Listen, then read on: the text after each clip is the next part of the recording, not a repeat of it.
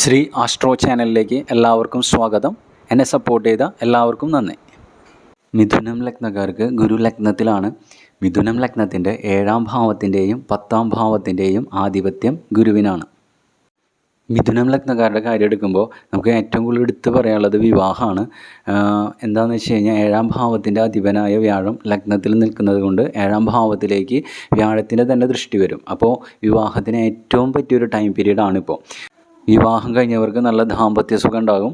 Business തുടങ്ങണമെന്ന് ആഗ്രഹിക്കുന്നവർക്ക് ഏറ്റവും നല്ലൊരു ടൈം പീരീഡാണ്. വ്യാഴത്തിൻ്റെ ദൃഷ്ടി 5ാം ഭാവത്തിലേക്ക് വരുന്നത് കൊണ്ട് 5ാം ഭാവം റിലേറ്റ് ചെയ്ത കാര്യങ്ങൾക്കൊക്കെ വളരെ നല്ലതാണ്. അപ്പോൾ കുട്ടികൾക്ക് വേണ്ടി ആഗ്രഹിക്കുന്നവർക്ക് കുട്ടികളുണ്ടാവാൻ ഏറ്റവും നല്ലൊരു ടൈം പീരീഡാണ്. അതേപോലെ വിദ്യയുടെ സ്ഥാനമാണ് 5 എന്ന് പറഞ്ഞു കഴിഞ്ഞാൽ. അപ്പോൾ ഹയർ എഡ്യൂക്കേഷൻ നോക്കുന്നവർക്ക് വളരെ നല്ലതാണ്.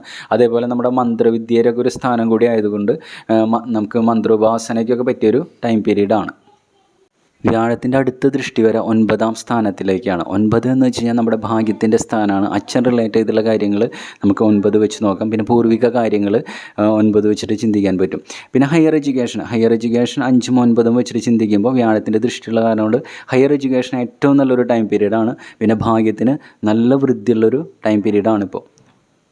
വ്യാഴത്തിൻ്റെ അടുത്ത കാര്യം നമ്മൾ നോക്കുകയാണെങ്കിൽ വ്യാഴം 10ാം ഭാവത്തിൻ്റെ ആധിപത്യമുണ്ട്. അതായത് കർമാധിപനായ വ്യാഴം ലഗ്നത്തിലാണ് നിൽക്കുന്നത്. അപ്പോൾ ജോലി സംബന്ധമായ കാര്യങ്ങളിൽ നല്ല ഉയർച്ചയും അതേപോലെ ജോലി ചെയ്യാനുള്ള ഇൻട്രസ്റ്റ് കൂടും. അതിൽ നിന്നുള്ള സന്തോഷമൊക്കെ നമുക്ക് വർദ്ധിക്കുന്നൊരു ടൈം പീരീഡാണ്. കേതുവിൻ്റെ കാര്യം നോക്കണമെങ്കിൽ കേതു 3ാം ഭാവത്തിലാണ്. കേതു ഒരു ഡിറ്റാച്ച്മെൻറ്റിൻ്റെ ഒരു പ്ലാനറ്റാണ്. അപ്പോൾ 3ാം ഭാവം എന്ന് പറഞ്ഞു കഴിഞ്ഞാൽ ചെറിയ സഹോദരങ്ങളുടെ സ്ഥാനമാണ്. അപ്പോൾ അവരുമായി ചെറിയ തോതിലുള്ള അകൽച്ചകൾക്ക് ഒരു കാരണമായേക്കാവുന്ന ഒരു ടൈം പീരീഡാണ്. അതൊന്ന് ശ്രദ്ധിക്കുന്നത് നന്നായിരിക്കും. അല്ലെങ്കിൽ അവരിൽ നിന്നൊരു ദൂരസ്ഥലത്തേക്ക് മാറി നിൽക്കേണ്ടതായിട്ടൊക്കെ വരാം.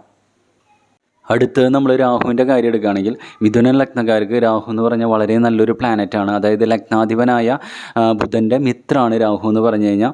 ഇപ്പോൾ സഞ്ചരിച്ചുകൊണ്ടിരിക്കുന്നത് കുംഭരാശിയാണ്. കുംഭരാശി എന്ന് പറഞ്ഞു കഴിഞ്ഞാൽ രാഹുവിന് ഇഷ്ടപ്പെട്ട ഒരു രാശിയാണ്. കൂടാതെ വ്യാഴത്തിൻ്റെ ദൃഷ്ടിയുണ്ട് കുംഭരാശിയിലേക്ക്. അപ്പോൾ എന്താണെന്ന് വെച്ച് കഴിഞ്ഞാൽ ഒരു അൺഎക്സ്പെക്റ്റഡായ ലക്കിൻ്റെ ഒരു ടൈം പീരീഡാണ്. സ്റ്റോക്ക് മാർക്കറ്റൊക്കെ നമ്മൾ കൈകാര്യം ചെയ്യുന്നവർക്ക് വളരെ നല്ലൊരു ടൈം പീരീഡാണ് ഇപ്പോൾ. മിഥുനം രാശിക്കാർക്ക് ശനി 10ാം സ്ഥാനത്താണ്. 8ഉം 9ൻ്റെയും ഭാവാധിപനായ ശനി 10ാം സ്ഥാനത്ത് നിൽക്കുന്നു. അതായത് കർമ്മത്തിൻ്റെ കാരകനാണ് ശനി. അപ്പോൾ 10ാം സ്ഥാനത്ത് മിഥുനം രാശി എന്ന് പറഞ്ഞു കഴിഞ്ഞാൽ മിത്രത്തിൻ്റെ രാശിയാധിപനായ കാരണം കൊണ്ട് ശനി മിഥുനം രാശിക്കാർക്ക് എന്തായാലും ഗുണഫലങ്ങൾ നൽകും. പക്ഷേ എന്താണെന്ന് വെച്ച് കഴിഞ്ഞാൽ കർമ്മ മേഖലയിൽ കുറച്ച് ഹാർഡ് വർക്കൊക്കെ ചെയ്യണം. അതേപോലെ തന്നെ നമുക്ക് സത്യസന്ധത കർമ്മ മേഖലയിൽ കൊണ്ടുവരാൻ പറ്റണം. അപ്പോൾ അങ്ങനെയൊക്കെ ആകുമ്പോൾ ശനിയിൽ നിന്നുള്ള ഗുണഫലങ്ങൾ ഉണ്ടാവും. ശനിയുടെ 3ാമത്തെ ദൃഷ്ടി മിഥുനം രാശിയുടെ 12ാം രാശിയിലേക്കാണ് വരിക. 12ാം ഭാവം എന്ന് പറഞ്ഞു കഴിഞ്ഞാൽ പാദം റിലേറ്റ് ചെയ്തിട്ടും അതേപോലെ കണ്ണ് റിലേറ്റ് ചെയ്തിട്ടുള്ള വിഷയങ്ങളും ശനിയുടെ ദോഷം ഉണ്ടെങ്കിൽ വരാം. അപ്പോൾ അത് റിലേറ്റ് ചെയ്തുള്ള പരിഹാരങ്ങൾ ചെയ്യണം. കഴുത്ത് റിലേറ്റ് ചെയ്തിട്ടോ അതേപോലെ ബ്രീത്തിങ് റിലേറ്റ് ചെയ്തിട്ടോ പ്രശ്നങ്ങളാണെങ്കിൽ കേതു റിലേറ്റ് ചെയ്തുള്ള പരിഹാരങ്ങളും ചെയ്യണം.